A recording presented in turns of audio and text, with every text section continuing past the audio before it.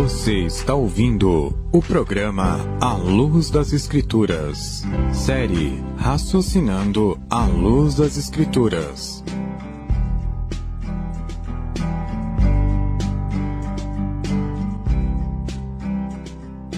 As armas com as quais lutamos não são humanas. Pelo contrário, são poderosas em Deus para destruir fortalezas.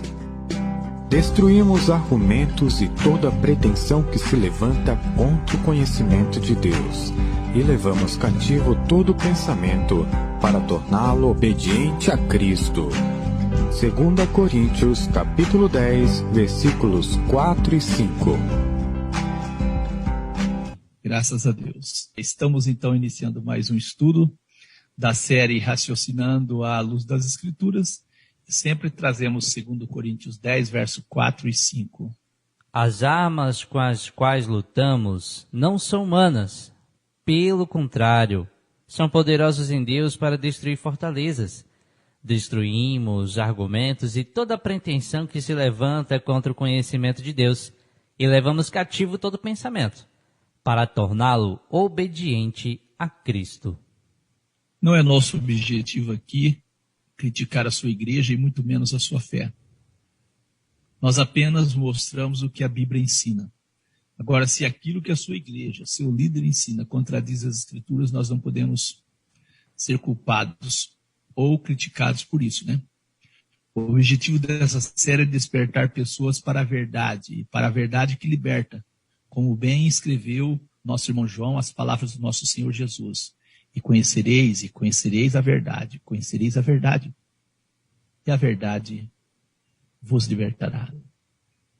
Se você, meu amigo, minha amiga, descobrisse que a sua igreja, seu líder, contraria muitas vezes as palavras e ensinamentos de Deus, contraria aquilo que Deus deu para nós como orientação por meio dos seus profetas, contraria as palavras de Jesus e dos apóstolos, qual seria a sua reação? Como você reagiria? E mesmo tendo certeza que muitos ensinamentos da sua igreja e de seu líder são contrários, é isso mesmo, contrário às Escrituras, você se sente confortável ainda em permanecer assim, ficar dessa maneira? Ou você acha que não é preciso total atenção às Escrituras? Ou você acha que as Escrituras não estão acima de toda a autoridade humana? O irmão Paulo, pregando a um povo envolvido em total idolatria, disse, no passado Deus não levou em conta essa ignorância. Mas agora ordena que todos e em todo lugar se arrependam. Atos 17, verso 30. Convido você a ler o texto inicial de 2 Coríntios 10, verso 4 e 5, na tradução, na linguagem de hoje. As armas que usamos na nossa luta não são do mundo.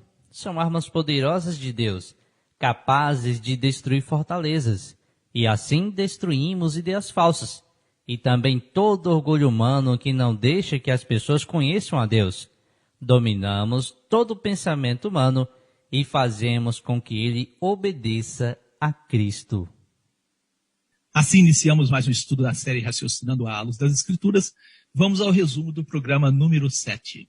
No programa passado, trouxemos o tema Brit Hadashah, Aliança Renovada à Luz das Escrituras. Aliança Renovada à Luz das Escrituras. Iniciamos com Mateus 26, dos versos 26 ao 28. E quando comiam, Jesus tomou o pão e, abençoando, o partiu e deu aos discípulos e disse, tomai, comei, isto é meu corpo. E tomando o cálice, dando graças, deu-lhes dizendo, bebei dele todos, porque isto é meu sangue, o sangue do Novo Testamento, Brit Hadashah, aliança renovada, Novo Testamento, que é derramado por muitos para a remissão dos pecados. Apresentamos a palavra grega novo no texto de Mateus 26, do 26 ao 28. E deixamos claro que kainos é novo com respeito à forma, dando a ideia de alguma coisa que foi renovada. Apresentamos as palavras do irmão Paulo em Gálatas, no seu capítulo 3, dos versos 15 ao 17.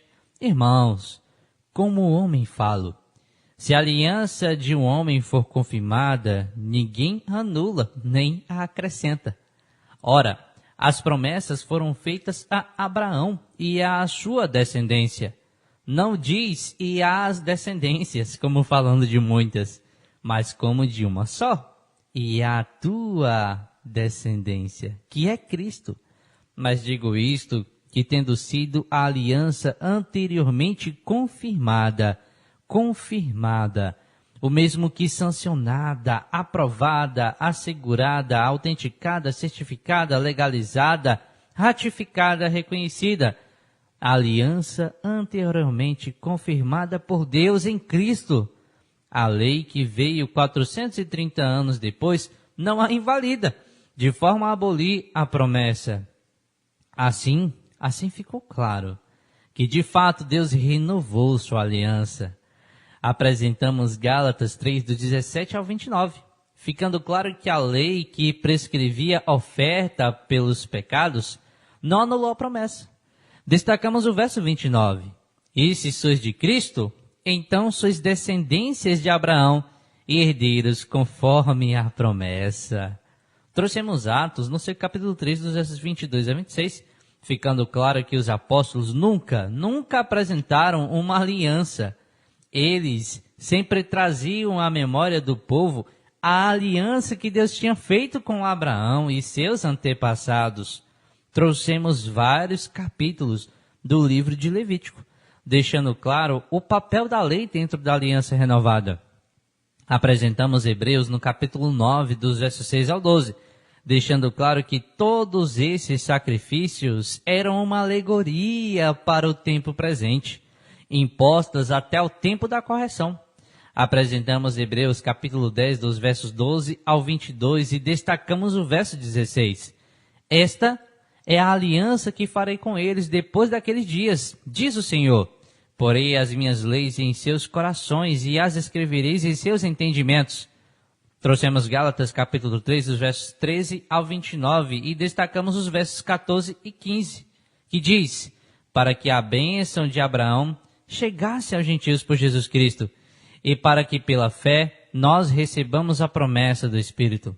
Irmãos, como homem falo, se a aliança de um homem for confirmada, ninguém anula nem acrescenta.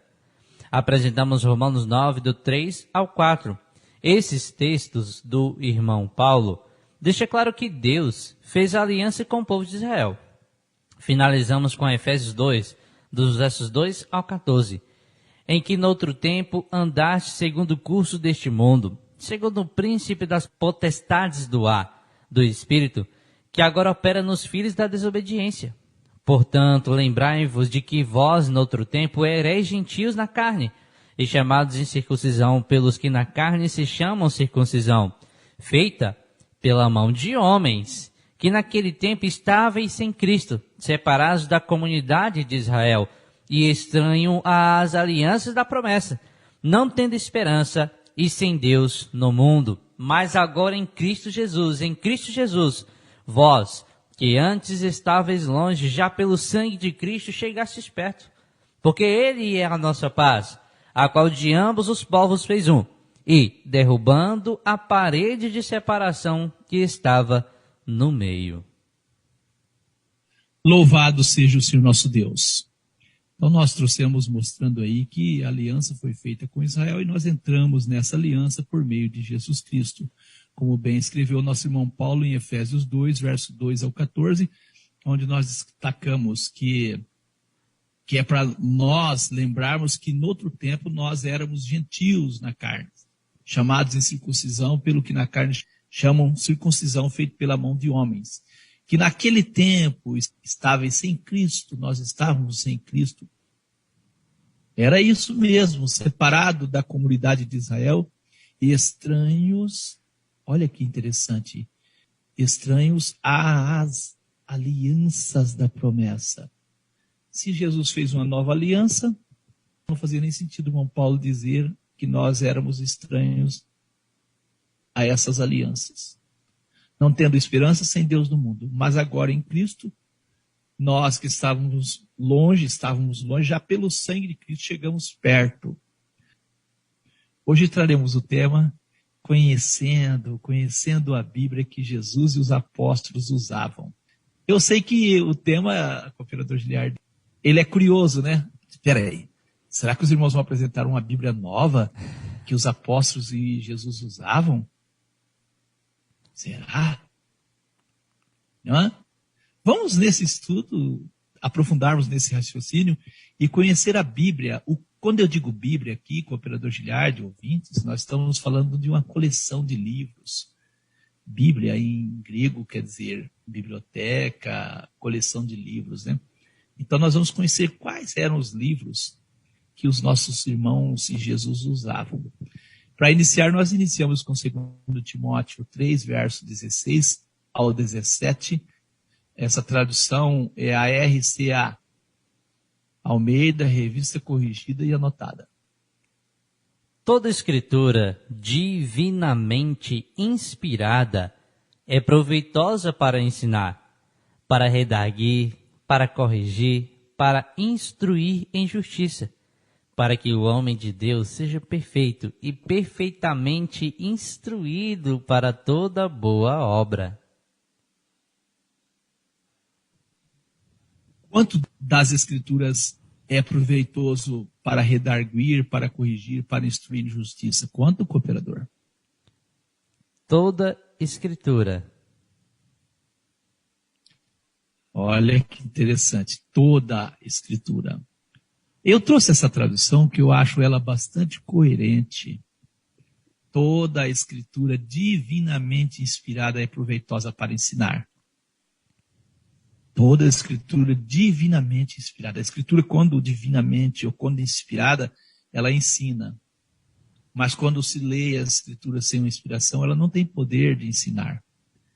Eu gosto dessa tradução, eu prefiro ela do que aquela que diz assim, toda a Escritura é divinamente inspirada.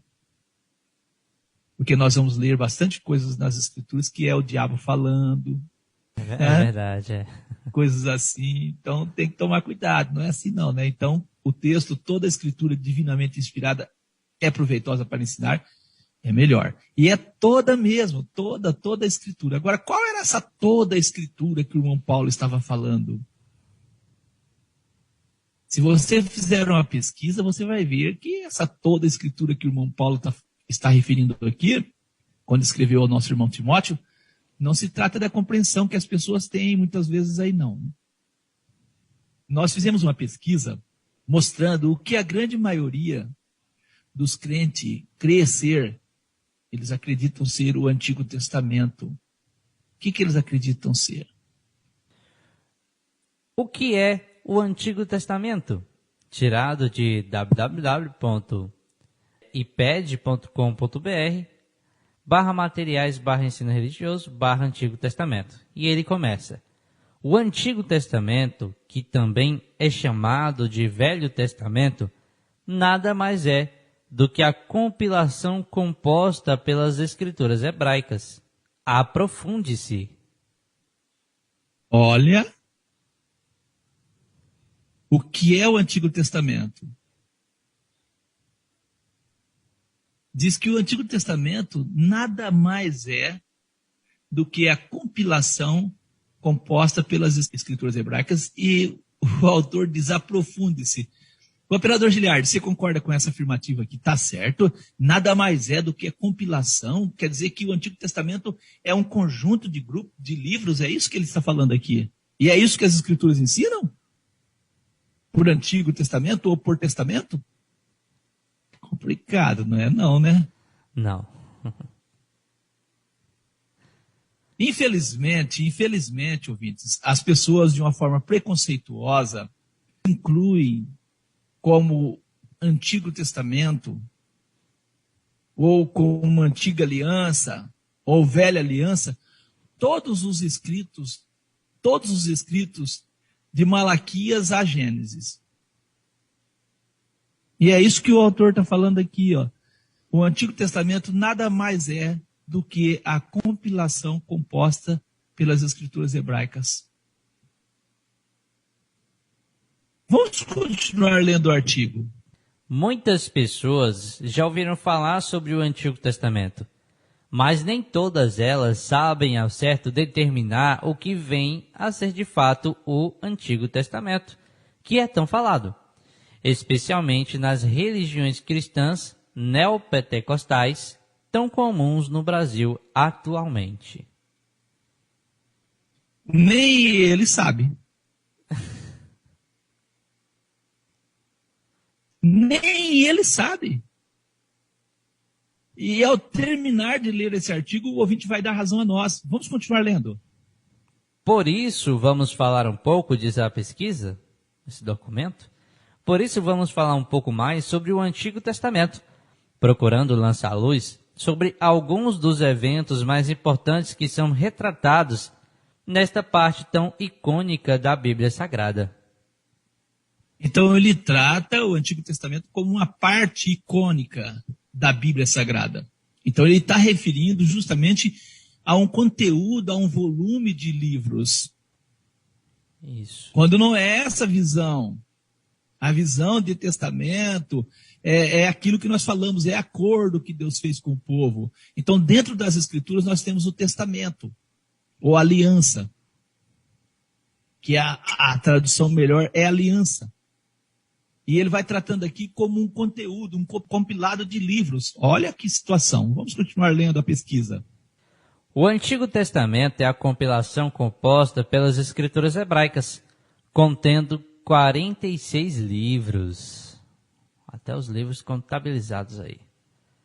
Ele é considerado a primeira grande parte da Bíblia cristã, sendo que a segunda grande parte é chamada de Novo Testamento.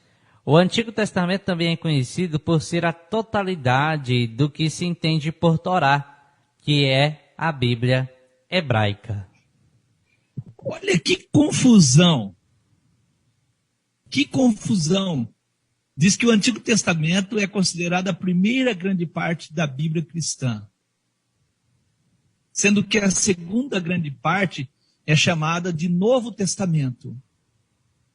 É uma forma preconceituosa de tratar os escritos. E aí ele vai jogar que o Antigo Testamento também é conhecido por ser a totalidade do que se entende por Torá, a lei.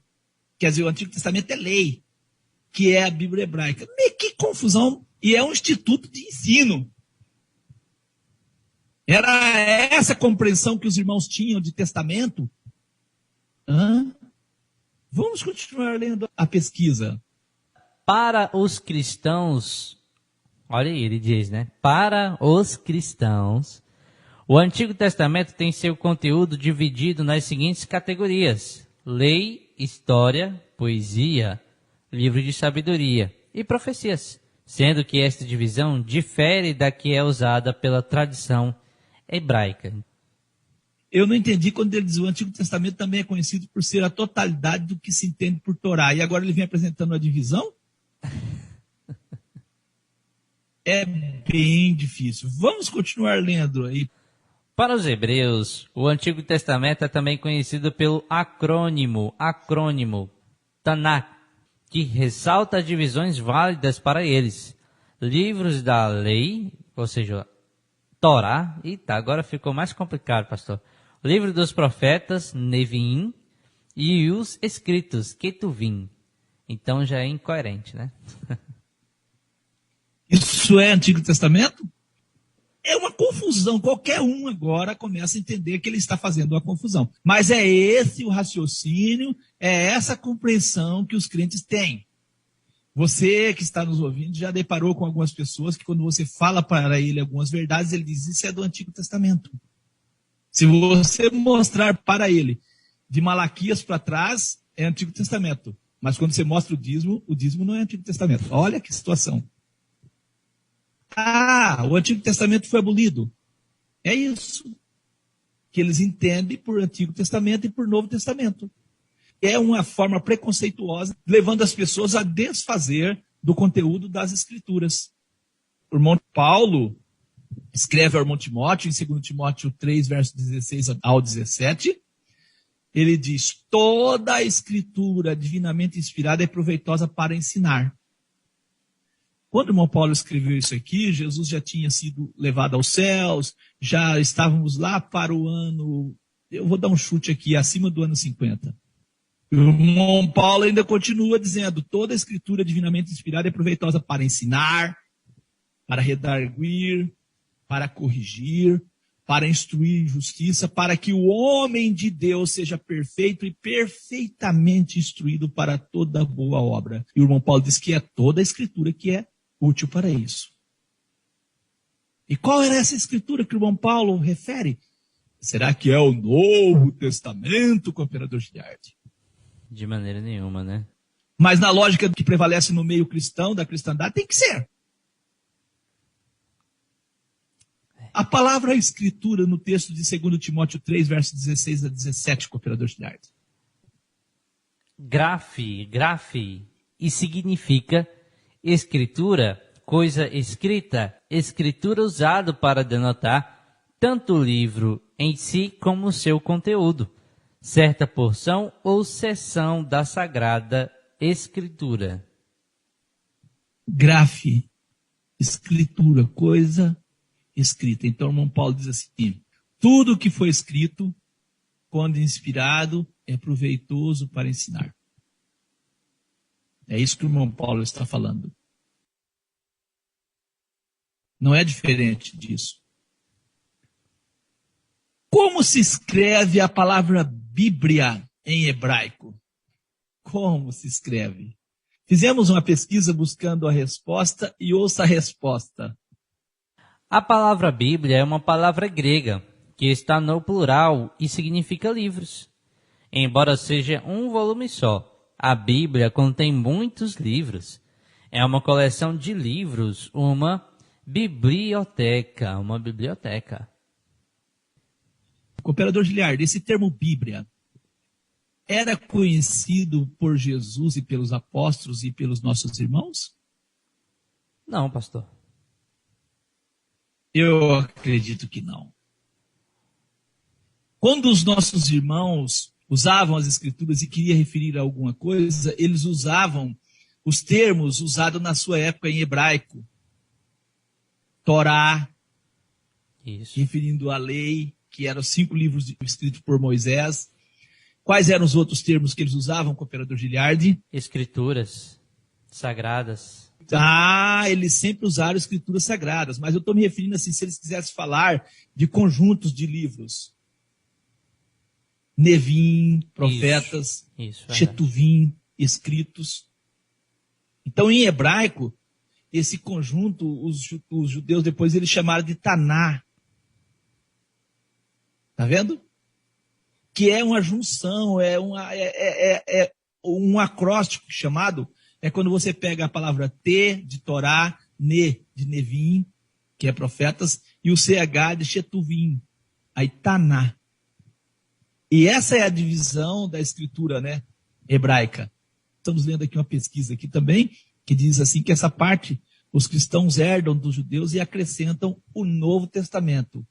E o texto da pesquisa vai dizer assim, quase toda a Taná foi escrita em hebraico, tendo sido traduzido para o grego, só mais tarde, por volta de 250 antes do cristianismo. Essa tradução foi chamada de Septuaginta, a tradução dos 70. Então, o máximo, você vai encontrar lei. E Jesus começou pela lei de Moisés e os profetas, falando tudo o que dele estava escrito. Então, Jesus começou pela Torá, pelo Nevim, pelo Chetuvim, falando tudo o que dele estava escrito. Jesus pegou todas as escrituras que era composta aí por Torá, Nevim, Chetuvim, para confirmar que ele era o Cristo. Não havia essa ideia de Bíblia. E aí vem a pergunta, cooperador Giliardi, quem juntou os livros da Bíblia e definiu o cânon? Fizemos uma pesquisa e vamos apresentar a resposta. A palavra cânon é grega e significa literalmente uma regra ou medida, ou varinha direita. No seu principal sentido metafórico de regra de fé, aparece a palavra cânon no Novo Testamento. A todos quanto andarem nesta regra, paz e misericórdia sobre eles. Gálatas 6,16.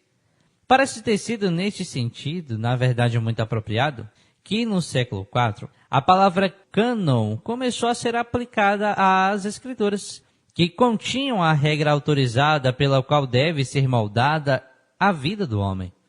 Mas foi a igreja que, guiada por Deus, formou o cânon, determinando depois de largos debates quais livros deveriam ser recebidos como sagrados e quais deveriam ser rejeitados. A igreja, pois, é que primeiramente canonizou os livros santos, que ficaram sendo canônicos. Isto é, conforme o cânon, a regra. Isso nós tiramos de História, Doutrina e Interpretação da Bíblia, São Paulo, 1951, página 6. Então, houve uma época que um grupo de pessoas definiram o que era aceito como regra de fé e o que não era aceito. E foi no século IV. Eu afirmo aqui, eu tenho certeza que a partir do momento que começam a definir isso como velho, isso como novo, qual é o resultado disso, cooperador Giliardi? Rejeitar as verdades bíblicas. Isso. A rejeição das verdades bíblicas.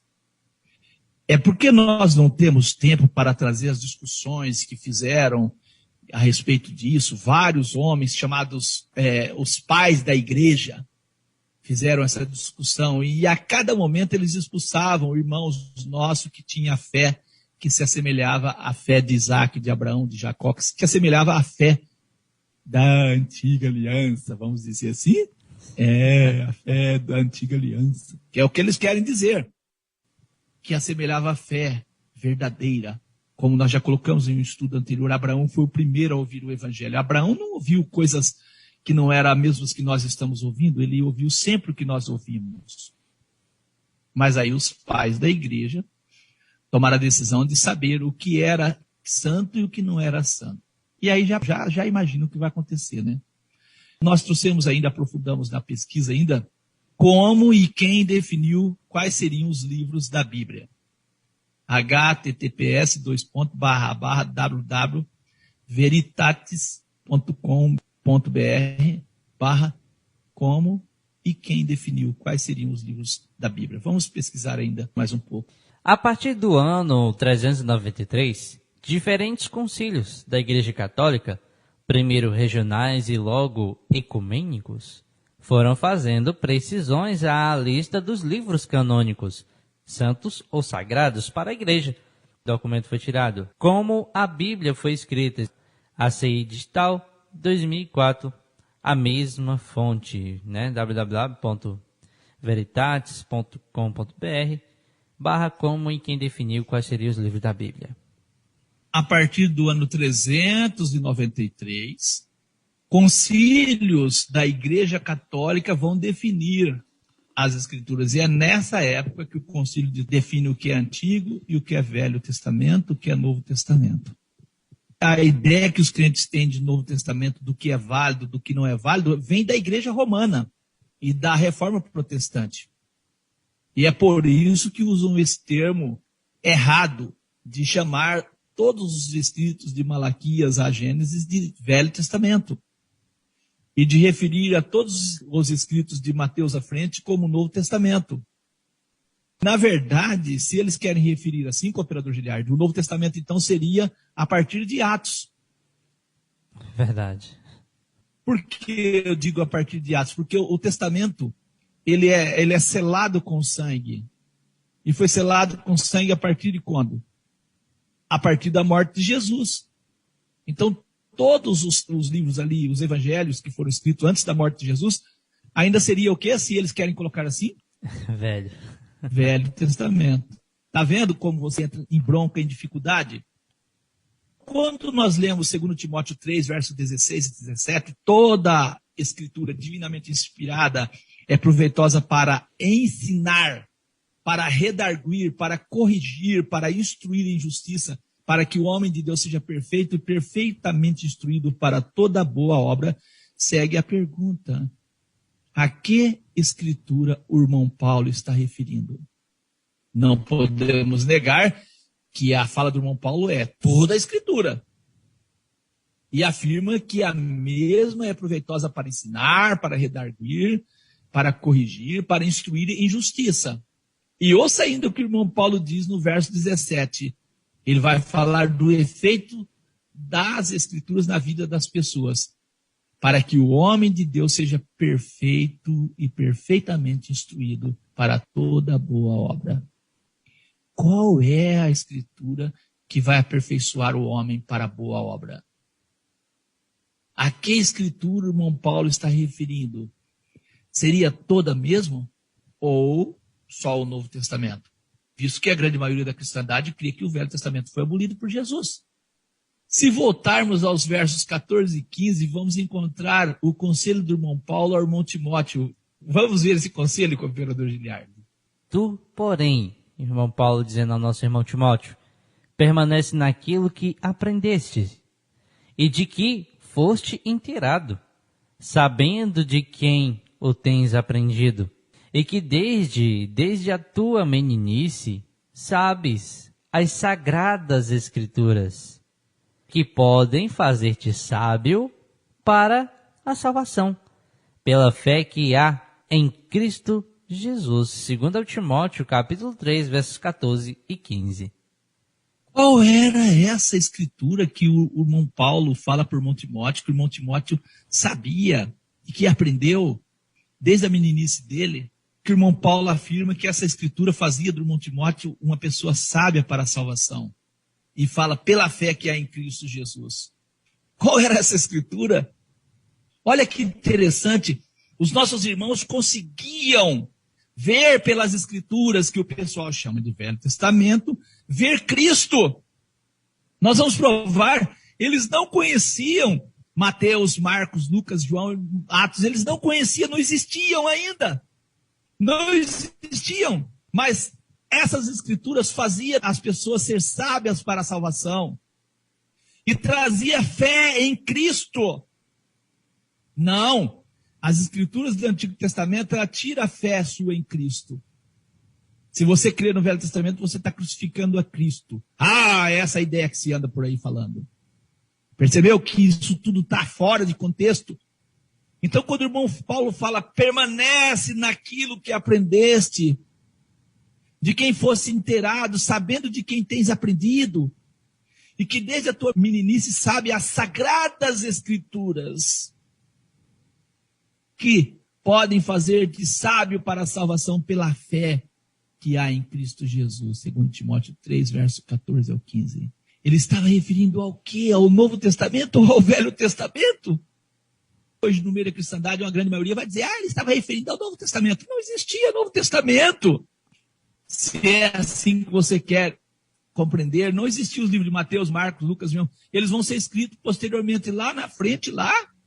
E para você ter uma noção, os primeiros livros que foram escritos, segundo história, foram as epístolas. Vamos seguir raciocinando. Mateus, capítulo 22, verso 29. Jesus, porém, respondendo, disse-lhes, errais, não conhecendo as Escrituras. E agora, pastor? Errais não conhecendo as Escrituras. É o que tem acontecido hoje com o operador Giliardo. As pessoas erram porque não conhecem as Escrituras. Se as pessoas tivessem o conhecimento das Escrituras, conhecimento dela como um todo, e não como algo separado, algo que caducou, algo velho, mas tivesse o conhecimento como um todo, elas não errariam na fé. A fé seria uma fé mais alinhada. Erram por não conhecer as Escrituras. Olha que interessante. Quando Jesus respondeu aos saduceus, errais não conhecendo as Escrituras, a que Escrituras ele estava referindo? Lucas 24 e 27. E começando por Moisés, olha só, e começando por Moisés e por todos os profetas, explicava-lhes o que deles se achava em todas as Escrituras. Olha só. Então Jesus usava os escritos de Moisés, o que os profetas tinham escrevido, para mostrar o que estava escrito a respeito dele em todas as escrituras. O Velho Testamento foi abolido. Por isso que as pessoas, elas não creem em Jesus como diz as escrituras, cooperador Giliardi. Amém. Creem em Jesus como diz a cultura, a filosofia da época, que vocês sabem, que foi São Tomás de Aquino e Santo Agostinho, um com a escolástica e outro com a patrística, né? Que trouxe as ideias de Platão, de Sócrates para dentro do cristianismo. E você vê um Jesus platonizado, um Jesus grego. É isso, você não consegue ver um Jesus segundo as Escrituras.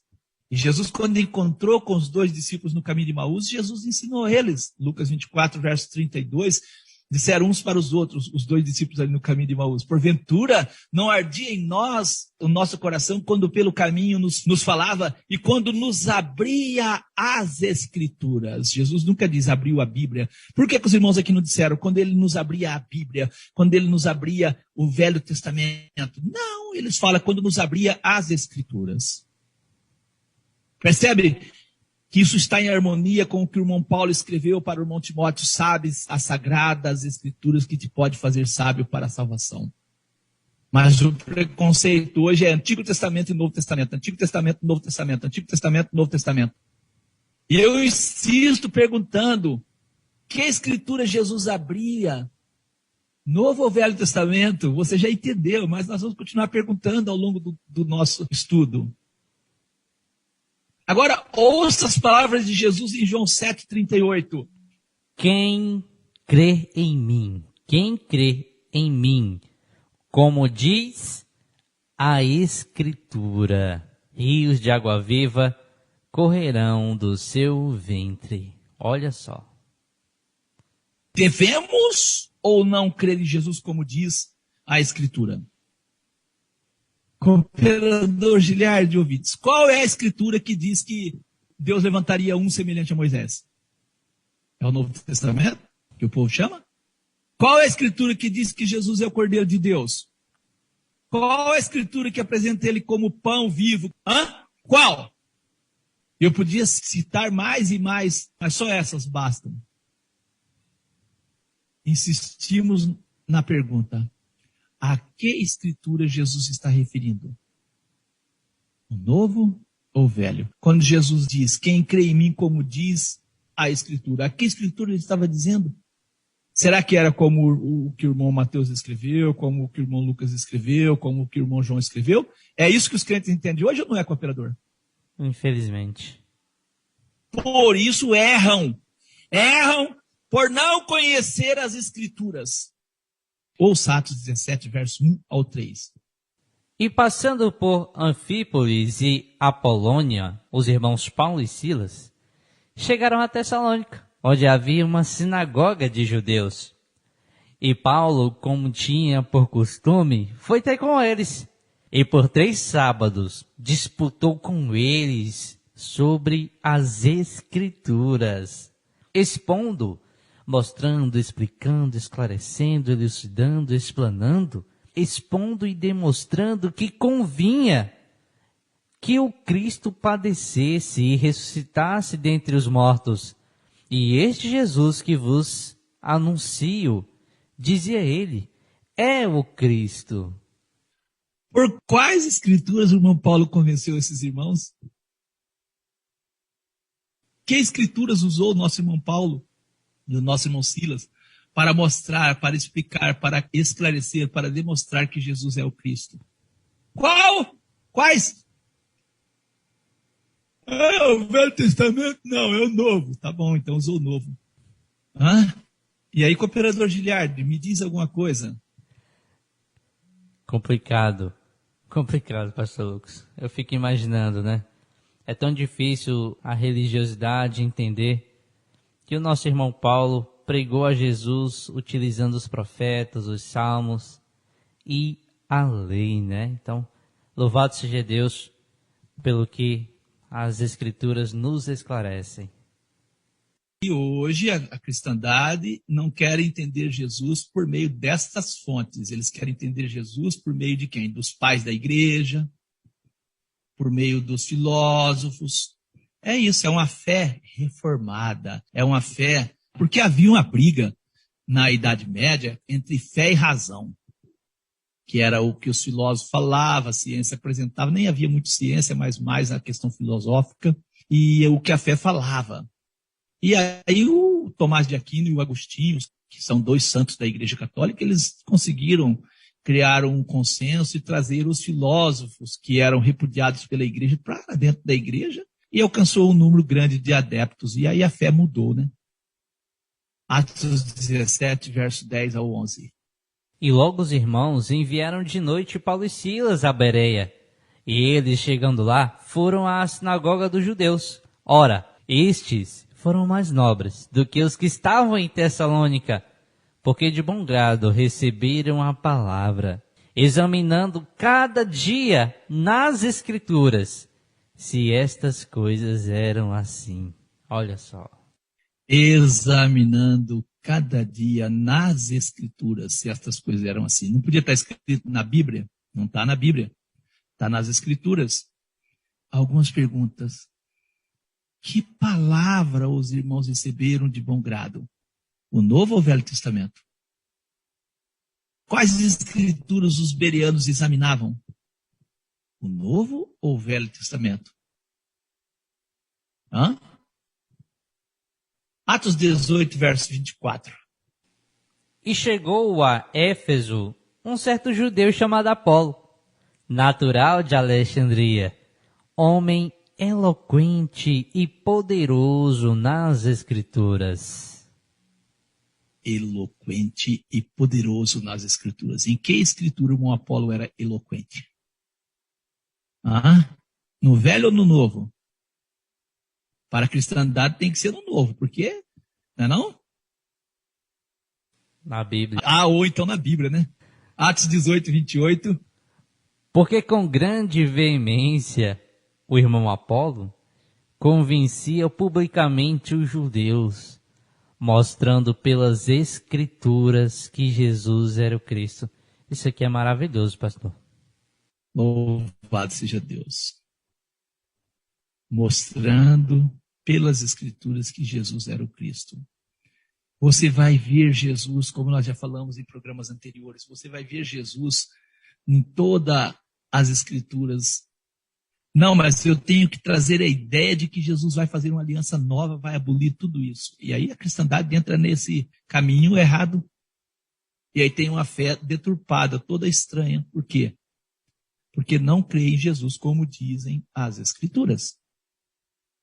Falando de Jesus, o Salvador, em Romanos 1, verso 2, o irmão Paulo diz: o qual antes prometeu pelos seus profetas nas santas Escrituras. Então Jesus já era prometido por Deus nas santas Escrituras. Quais santas Escrituras? Mateus, Marcos, Lucas, João? Não, as santas Escrituras não existiam essas. Mas aí vem a igreja com seus concílios, dizendo o que é santas Escrituras, o que é isso, o que é novo, o que é velho, e a cristandade vai entrando. E nós vamos sempre estar fazendo essa pergunta: o que era as santas Escrituras no entendimento do irmão Paulo? Era o Novo o Velho Testamento? Eu acredito que você já percebeu a confusão que as pessoas acabam entrando ao crer que parte das Escrituras foram abolidas. Nos dias de Jesus e dos apóstolos não existiam os livros de Mateus a Apocalipse. Existia? Não. Percebeu como Jesus e os apóstolos denominavam os escritos de Gênesis a Malaquias? Eles diziam: Escrituras, Escrituras. Eu tenho certeza que Jesus e nossos irmãos nunca usaram as Escrituras, denominaram ela de forma preconceituosa como Novo e Velho Testamento.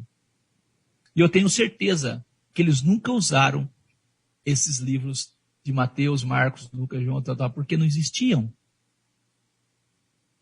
Vamos apresentar aqui uma pesquisa, o que diz a Sociedade Bíblica Brasileira a esse respeito.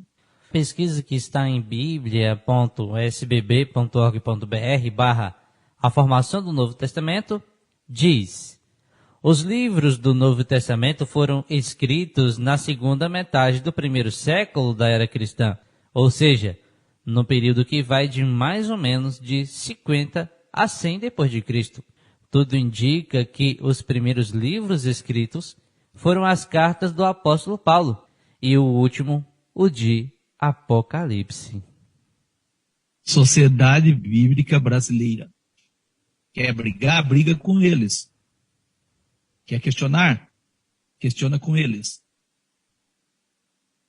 Mais ou menos no ano 50 a 100, que os livros começaram a ser escritos. Então, podemos dizer com certeza que vários dos nossos irmãos morreram e não viram os livros que chamam de Novo Testamento escritos. Por quê? Porque foram escritos ao longo do tempo. Então não existia Novo Testamento na forma como as pessoas colocam hoje. Seguimos raciocinando no sentido de entender que Bíblia usou Jesus e os seus discípulos. Você já entendeu. Jesus disse-lhes: nunca lesse nas Escrituras, Mateus 21, verso 42. Jesus, porém, respondendo, disse-lhes: errais não conhecendo as Escrituras, Mateus 22 e 29. Jesus disse aos seus discípulos: como, pois, se cumpririam as Escrituras? Mateus 26, verso 54. Jesus disse ainda: mas tudo isto aconteceu para que se cumpram as Escrituras dos profetas. Mateus 26, verso 56. Jesus ainda disse: quem crer em mim, como diz as Escrituras, como diz a Escritura, rio de água viva correrão do seu ventre. João 7, 38. O irmão Paulo também se referia aos escritos como Escrituras. Olha o que está escrito: mas se manifestou agora e se notificou pelas Escrituras dos profetas. Neviim, Escrituras dos profetas, segundo o mandamento do Deus eterno, a todas as nações, para a obediência da fé. Romanos 16, verso 26. Também o irmão Pedro, olha o que ele diz, irmão Pedro. Sabendo primeiramente isto, que nenhuma profecia da Escritura é de particular interpretação. 2 Pedro 1, 20. E aí o irmão Pedro vai trazer também, na sua carta, 2 Pedro 3,17, falando disto, dos escritos do irmão Paulo, como em todas as suas epístolas, entre as quais há pontos difíceis de entender, que os indoutos inconstantes torcem igualmente as outras escrituras para a sua própria perdição. Isso confirma que, de fato, as epístolas foram escritas com muita rapidez, não é isso? Para resumir, temos mais de 52 textos denominando os escritos da Bíblia, vamos falar assim, Bíblia entre aspas, como Escritura e Escrituras. E nenhuma vez Jesus ou os apóstolos falaram e usaram o termo Bíblia, ou denominou os escritos por Velho ou Novo Testamento. Isso você já percebeu, nenhuma vez. Eu creio que já deu para entendermos qual Bíblia, coleção de livros, Jesus e seus discípulos usavam. Porém, para eliminar toda dúvida, vamos apresentar ainda mais uma pesquisa. biblia.com.br/perguntas bíblicas/ qual era a Bíblia de Jesus? O documento se segue. Qual era a Bíblia de Jesus? Na época de Jesus não existia a Bíblia como conhecemos hoje. Jesus fazia parte do povo judeu. E o que existia em sua época era a Bíblia hebraica. Torá, Neviim e Ketuvim, ou Antigo Testamento. Olha só. A Bíblia hebraica compõe-se de 24 livros, em 3 divisões. A primeira divisão é a Lei, Torá, com 5 livros, Gênesis, Êxodo, Levítico, Números e Deuteronômio. A segunda divisão, os escritos ou livros poéticos, Ketuvim, com 3 livros, Salmos, Provérbios e Jó. E a terceira divisão, os profetas. Essa terceira divisão, ela vai ter tópicos, ou seja, item A, os profetas anteriores. 4, e os livros Josué, Juízes, Samuel, Reis. Item B, profetas posteriores, ou seja, 4 livros, Isaías, Jeremias, Ezequiel e os 12 profetas menores. Item C, os 5 rolos, que são 5 livros, Cantares, Ruth, Lamentações, Esté e Eclesiastes. Item D, livros históricos, que são 3 livros, Daniel, Esdras e Crônicas. Olha que interessante. Na época de Jesus não existia a Bíblia como conhecemos hoje. É o que a pesquisa está falando. Jesus fazia parte do povo judeu e o que existia na sua época era a Bíblia hebraica. Ele quer dizer uma Bíblia hebraica, não havia um compilado, não havia não. Tanto que quando Jesus vai à sinagoga, Jesus pega o rolo do profeta Isaías. Não era isso, cooperador Giliardi? Isso, amém. O rolo do profeta Isaías, os livros eram à partes. Eles não estavam juntos. Eles eram à partes. Ele pega o rolo do profeta Isaías. E aqui, a pesquisa apresenta para nós as divisões como existiam, como nós falamos, as 3 divisões que formam ali o Taná. E esses livros vão fazer um total de 24 livros. Vamos seguir ainda com informações importantes desta pesquisa ainda. Seguindo o documento. Porque o Antigo Testamento possui 39 livros, quando a Bíblia, ou seja, a coleção de livros, hebraica, tem somente 24, como nós acabamos de apresentar, a primeira parte da pesquisa? Ele explica. Na Bíblia hebraica, os livros de Samuel, Reis e Crônicas não são divididos. Compõem-se de um volume cada, enquanto que em nossa Bíblia, esses livros estão divididos em 1 e 2 Samuel, 1 e 2 Reis, 1 e 2 Crônicas. Só aqui já encontramos 3 livros a mais. Nos profetas menores, ou seja, os 12, se separados livro por livro, teremos mais 11 livros. O livro de Neemias não aparece na Bíblia hebraica porque é uma continuação do livro de Esdras. Portanto, 24 livros da Bíblia hebraica, mais 15 livros inclusos, fazendo os cálculos, vai dar o resultado de 39 livros do Antigo Testamento, segundo a pesquisa. E a pesquisa segue ainda que Jesus citou muitas vezes o Antigo Testamento. Olha aí o que eles falam, Antigo Testamento. Eles poderiam usar um termo mais leve? Não, mas a vontade é que seja visto e entendido pelas pessoas como antigo mesmo. Jesus citou muitas vezes o Antigo Testamento, palavras do autor da pesquisa aqui. Isso evidencia que ele conhecia e estudava as escrituras sagradas do Antigo Testamento. Podemos comprovar isso, diz a pesquisa, com as seguintes passagens do Novo Testamento. Ele cita aqui em Marcos 12, verso 10 e 11, Jesus cita o Salmo 118, verso 22 e 23. Em Marcos 11, verso 16, Jesus cita Isaías 56, verso 7. Em Mateus 15, verso 9, Jesus cita Isaías 29, verso 13. E na tentação no deserto, em Mateus 4, verso 6, Jesus cita Deuteronômio 6, verso 16. A pesquisa, respondendo qual era a Bíblia de Jesus, ainda segue. Essas são apenas algumas referências dentre tantas outras. O Antigo Testamento indica que um Salvador haveria de vir a este mundo para libertar as pessoas do pecado. O Novo Testamento afirma que o Salvador prometido é Jesus, o filho de Maria, nascido de Nazaré. Sua vida e obras, relatada pelos discípulos e admiradores, constituem, diz a pesquisa, o Novo Testamento, como conhecemos, Aí ele diz assim, na Bíblia Sagrada, ele diz, completa, encontramos a revelação que Deus faz de si mesmo a mais clara descrição do caráter e dos propósitos dele para a raça humana. Olha que interessante, quero trazer aqui. O Novo Testamento afirma que o Salvador prometido é Jesus, o filho de Maria, nascido em Nazaré. Sua vida e obra relatada pelos discípulos e admiradores constitui o Novo Testamento. Mais uma vez, as pessoas entendem o Novo Testamento como escritos e não como aliança ou renovação da aliança. Esse é um dos problemas que a cristandade tem. A pesquisa deixa claro que Jesus usava as escrituras como um todo.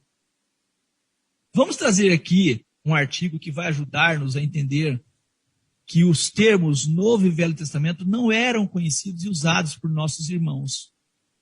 Essa pesquisa está na fonte pt.quora.com/Quora. qual o livro mais citado do Novo Testamento, né? E nós vemos que o doutor em teologia Wilson Parodi diz: desta feita, as escrituras hebraicas eram a Bíblia da Igreja Apostólica. Porém, os termos Antigo Testamento, Novo Testamento e Bíblia ainda não eram utilizados com o sentido que tem hoje, diz o doutor em teologia.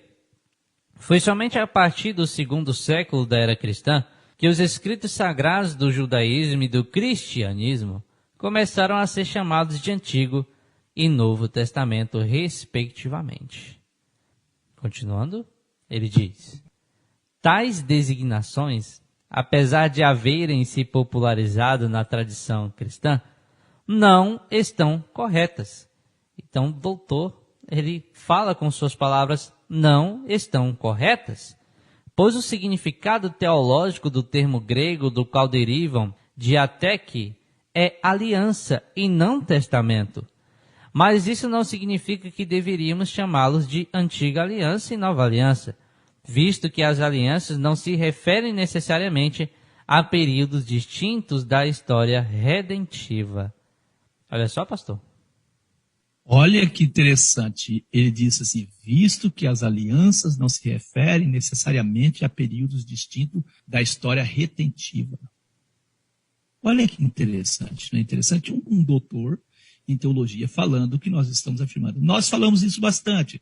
Não haveria necessidade de trazer isso, mas nós trazemos para mostrar para os ouvintes, não é ideia nossa, porque tudo que a gente traz, cooperador, as pessoas dizem, isso é ideia de vocês, a igreja de vocês tem umas ideias diferentes, não é a ideia nossa. Vamos continuar a pesquisa. O termo Bíblia, a princípio utilizado esporadicamente por escritores judeus e cristãos apenas com relação ao Antigo Testamento, foi pela primeira vez aplicado aos 2 testamentos na virada do 4º para o 5º século, por João Crisóstomo, bispo de Constantinopla. Olha só, ele diz que o termo Bíblia só é utilizado do 4º para o 5º, né? O termo aplicado 2 testamentos, né? Isso. Como Velho e Novo, né? Ouvintes, vocês estão ouvindo? Vamos continuar, desculpa aí eu estar interferindo. Amém.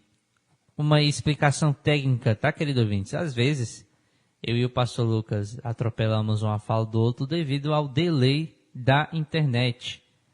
Nós utilizamos, quando é uma ligação direta, o protocolo UDP.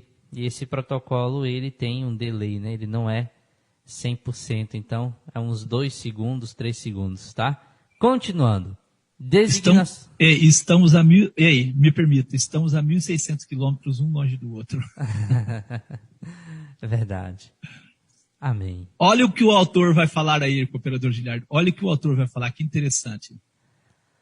Designações à parte, o Antigo Testamento era o tesouro literário da Igreja Apostólica.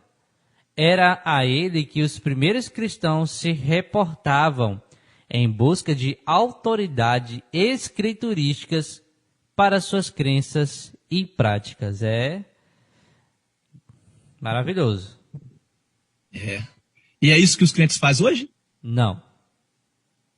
Em quem os crentes vão buscar autoridade escriturística para a crença deles? Nos escritos dos padres, nos escritos dos protestantes, dos reformadores, nos escritos de não sei quem. É isso que eles vão fazer. Aí pega todos os escritos do irmão Paulo sem analisar o que foi dito e tudo, e faz essa salada que nós já mostramos em programas anteriores. Continuar a pesquisa. Assim, em nenhum momento, diz a pesquisa pelo Dr. Wilson, em nenhum momento vemos os apóstolos e evangelistas depreciando ou se referindo ao Antigo Testamento como algo ultrapassado, como a cristandade faz hoje, né? Pelo contrário, a igreja primitiva, eles consideravam as Escrituras como santas. Romanos 1, verso 2, 2 Timóteo 3,15, e fonte inspirada de conforto, instrução e correção. 2 Timóteo 3,16 e 17. É por isso que eles se reportam ao Antigo Testamento a todo instante. São cerca de 250 citações diretas. Se alusões e paralelos verbais forem incluídos, então o número passa de 2.500. O artigo é interessante, mas ele ainda usa aqui o termo Antigo Testamento para referir a um compilado. Eu creio que o autor aqui tem noção do que é o Antigo Testamento ou a Antiga Aliança, como ele quer dizer, ou como os cristãos dizem. Ele sabe que não refere a escritos. Ele sabe. Eu creio que sim. Vamos continuar a pesquisa finalizando. Ele fala de mais de 2.500 alusões e paralelos verbais. E 250 citações diretas. Tá? Então, quando eu digo que o Velho Testamento foi abolido, eu tenho que dizer que, entender assim, que então também muita parte do Novo foi abolido também. De acordo com um teólogo, muitas passagens são citadas mais de uma vez. O livro dos Salmos é o mais citado. São quase 80 citações diretas e mais de 330 alusões e paralelos verbais. Em seguida vem Isaías, com pouco menos de 70 citações diretas e quase 350 alusões e paralelos verbais. https://pt.quora.com. Qual livro mais citado no Novo Testamento é a fonte da pesquisa? Vamos trazer alguns exemplos nesse sentido. Nós temos Gênesis 1, verso 27, Gênesis 2, verso 24. Jesus citou isso em Marcos 10, versos 6 e 8. Ele diz, porém, desde o princípio da criação, Deus os fez machos e fêmea. Por isso deixará o homem seu pai e sua mãe, unir-se à sua mulher, e serão os dois uma só carne, e assim já não serão mais dois, mas uma só carne. Jesus citou isso também em Mateus 19, verso 4 ao 5. Está vendo? Citação de Gênesis. Nós temos também a citação em Êxodo 3, verso 6. Disse mais, eu sou o Senhor, o Deus do teu pai, o Deus de Abraão, o Deus de Isaque, o Deus de Jacó. E Moisés encobriu o seu rosto porque temeu olhar para Deus. Citado por Jesus em Marcos 12, 26. E acerca dos mortos que houverem de ressuscitar, no livro de Moisés, como Deus lhe falou na sarça, dizendo, eu sou o Deus de Abraão, o Deus de Isaque e o Deus de Jacó? Não tendes lido no livro de Moisés? Êxodo 20, verso 12 ao 16, honra teu pai e tua mãe, para que se prolongue os teus dias na terra que o Senhor teu Deus te dá. Não matarás, não adulterarás, não furtarás, não dirás falso testemunho contra o teu próximo. Citado por Jesus em Marcos 10 e 19. Tu sabes os mandamentos. Não adulterarás, não matarás, não furtarás, não dirás falso testemunho, não defraudarás alguém. Honra a teu pai e a tua mãe. Êxodo 12, honra teu pai e tua mãe, para que se prolongue teus dias na terra que o Senhor teu Deus te dá. Êxodo 21, 17, quem amaldiçoar seu pai ou sua mãe, certamente será morto. Citado por Jesus em Mateus 15, verso 4. Porque Deus ordenou dizendo, honra a teu pai e a tua mãe, e quem maldisser ao pai ou à mãe, certamente morrerá. Êxodo 20, verso 13, não matarás. Citado por Jesus em Mateus 5, 21. Ouviste que foi dito aos antigos, não matarás, mas qualquer que matar será réu de juízo. Êxodo 20, verso 14, não adulterarás, citado por Jesus em Mateus 5, 27. Ouvistes que foi dito aos antigos, não cometerás adultério. Levíticos 19, verso 18, não te vingarás nem guardarás ira contra os filhos do teu povo, mas amarás o teu próximo como a ti mesmo, eu sou o Senhor, citado por Jesus em Mateus 22, 39. E o segundo semelhante a este é, amarás o teu próximo como a ti mesmo.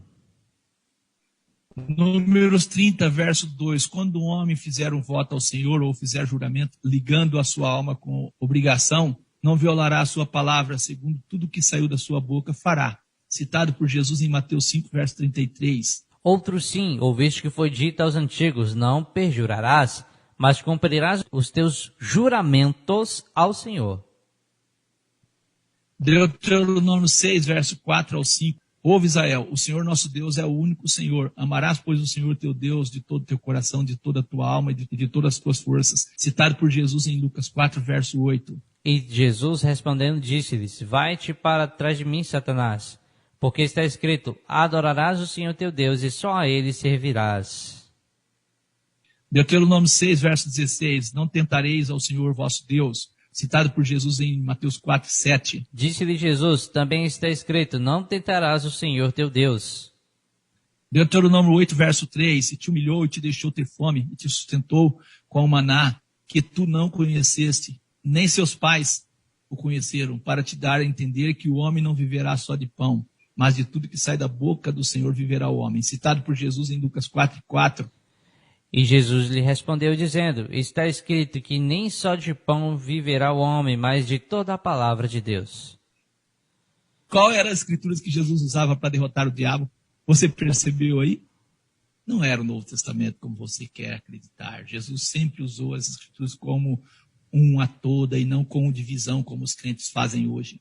Salmo 110, verso 1. Disse o Senhor ao meu Senhor, assenta-te à minha direita, até que ponha os teus inimigos por escabelo de teus pés. Citado por Jesus em Marcos 12, 36. O próprio Davi disse pelo Espírito Santo, o Senhor disse a meu Senhor, assenta-te à minha direita, até que eu ponha os teus inimigos por escabelos dos teus pés. Isaías 6, verso 9 e 10. Então disse ele, vai e diz a esse povo, ouves de fato e não entendeis, vedes em verdade, mas não percebeis. Engorda o coração desse povo e faz-lhe pesado os ouvidos. Fecha-se-lhe os olhos para que eles não vejam com seus olhos e não ouçam com seus ouvidos e não entendam com seu coração, nem se convertam e sejam sarados. Citado por Jesus em Mateus 13, verso 14 ao 15. E nele se cumpre a profecia de Isaías que diz, ouvindo ouvireis, mas não compreendereis, e vendo vereis, mas não percebereis, porque o coração deste povo está endurecido, e ouviram de mau grado com seus ouvidos, e fecharam seus olhos, para que não vejam com os olhos, e ouçam com os ouvidos, e compreendam com o coração, e se convertam, e eu os cure. Nós poderíamos trazer aqui, ouvintes, mais e mais citações. Como pesquisadores dizem que são mais de 2.500 alusões que você vai encontrar.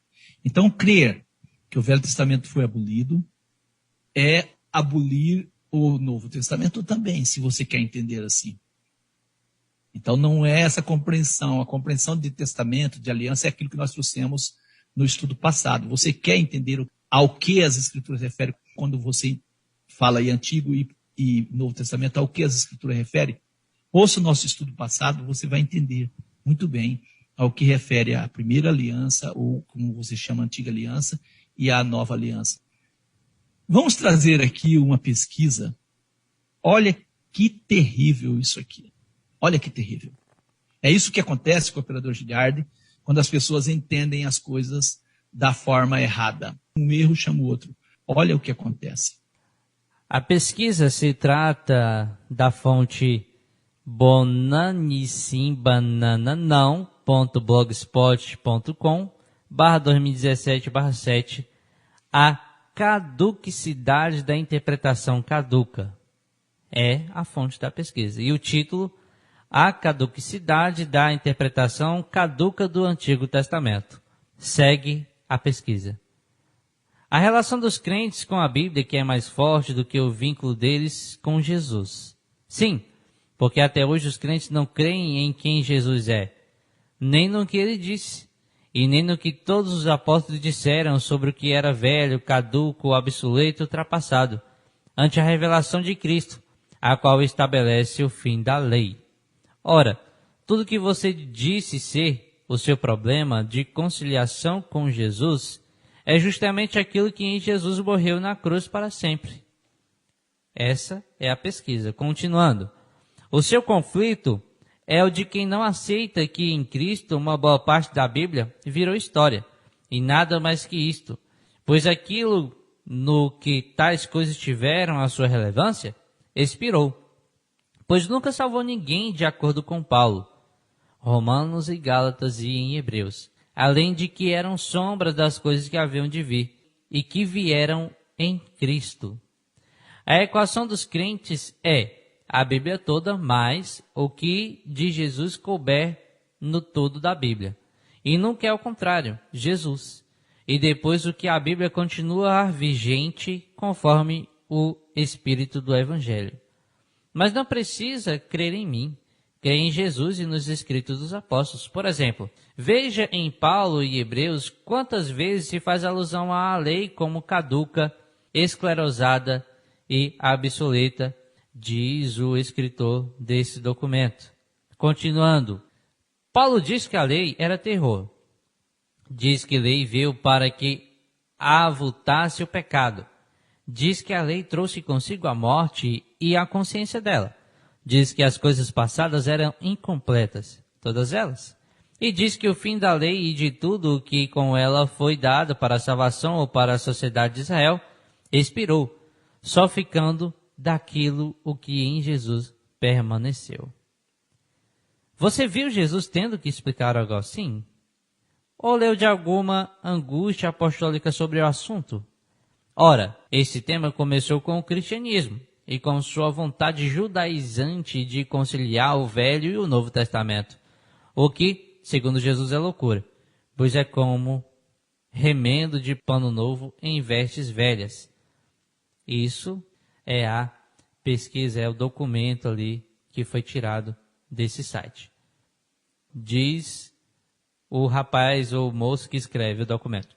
De fato, mano, o que você me pergunta é: há dois deuses?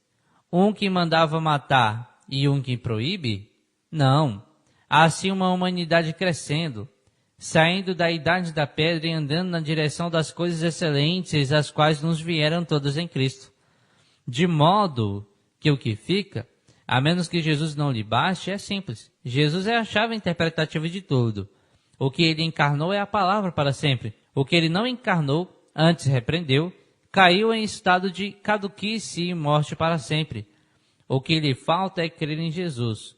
O que lhe falta é crer no Evangelho. O que lhe falta é deixar de tentar criar uma solução para um problema seu, religioso, condicionado pela igreja híbrida, de natureza romano-judaica, que é o cristianismo, o que nada tem a ver com o Evangelho.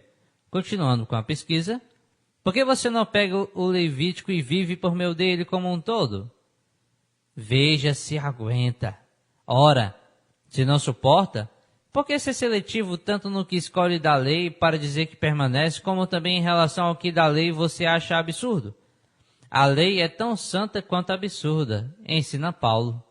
Ora, pergunte a Jesus por que ele não tocou em tal assunto. Pergunte por que eles apenas disse que o novo era o que permaneceria e o que o velho já morrera.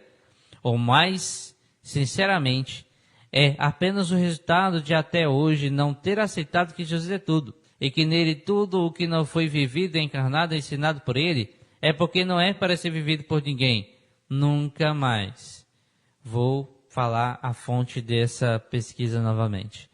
https://bonannissimba.blogspot.com/2017/7 A caducicidade da interpretação caduca. A caducicidade da interpretação caduca do Antigo Testamento é a fonte do documento que eu acabei de ler.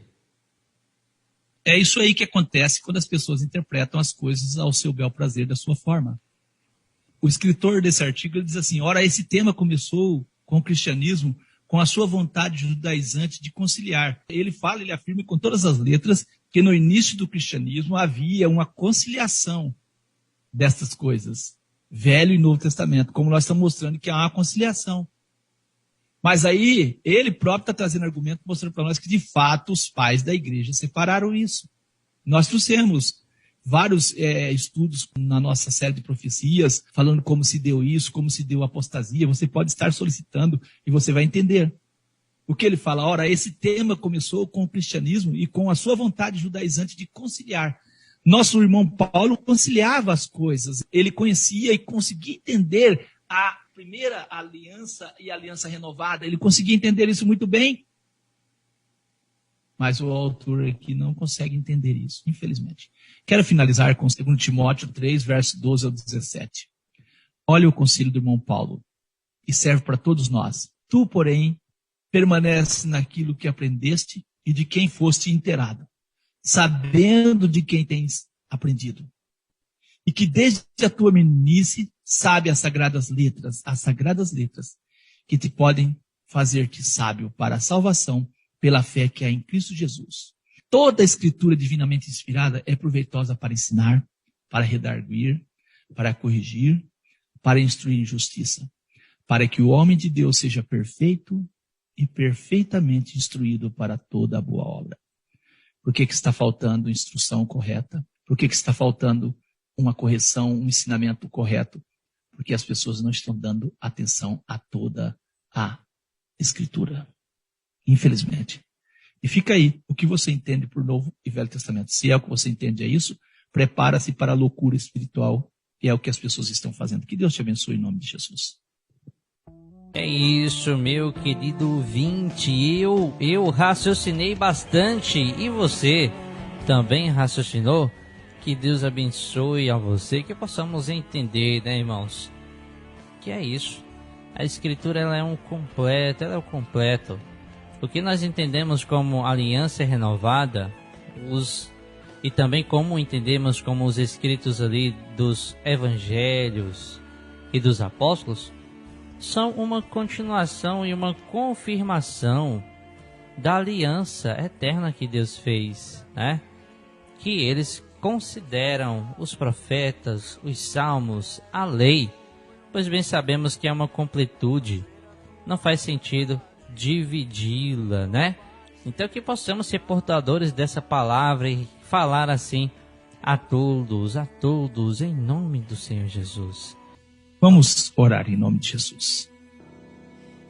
Eterno e soberano Pai, graças te damos pela vida, pelo entendimento, pela compreensão, pela esperança que nutre os nossos corações e a certeza que temos em Tua palavra.